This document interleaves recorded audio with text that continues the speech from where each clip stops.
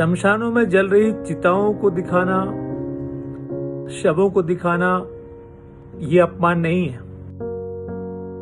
अपमान है कि ऑक्सीजन सिलेंडर के अभाव में दम तोड़कर मर जाना।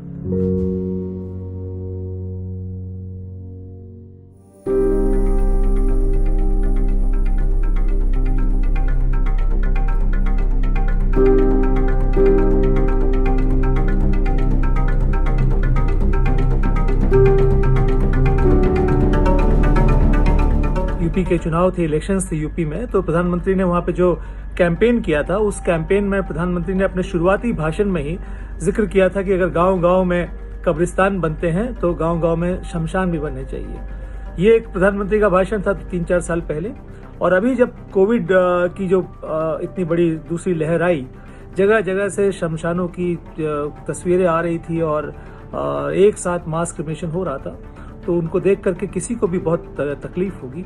और वो एक बहुत ही heart breaking, it was very heart breaking to watch all mass cremation. तो मैंने उस वक्त एक ट्वीट किया और ट्वीट पे मैंने लिखा कि गांव-गांव शमशान बनने की बात प्रधानमंत्री कह रहे थे, अब घर घर में बनने लगे हैं। और उसके साथ में मैंने वो वीडियो ट्वीट किया जिसमें अलग अलग शमशानों की तस्वीरें थी और पीछे बैकड्रॉप में प्रधानमंत्री के भाषण का वो हिस्सा था। और मुझे लगा कि इस ट्वीट को इस वक्त करना और देश को बताना बहुत ज़रूरी है कि सरकार और ख़ास तौर पे प्रधानमंत्री नरेंद्र मोदी किस तरह से नाकाम रहे।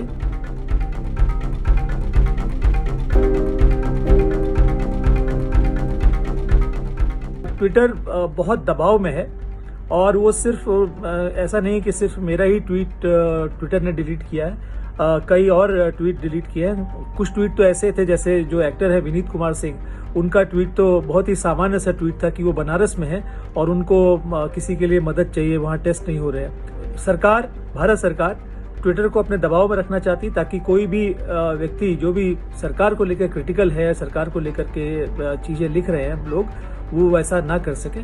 शमशानों में जल रही चिताओं को दिखाना, शवों को दिखाना, ये अपमान नहीं है। अपमान है कि ऑक्सीजन सिलेंडर के अभाव में दम तोड़कर मर जाना।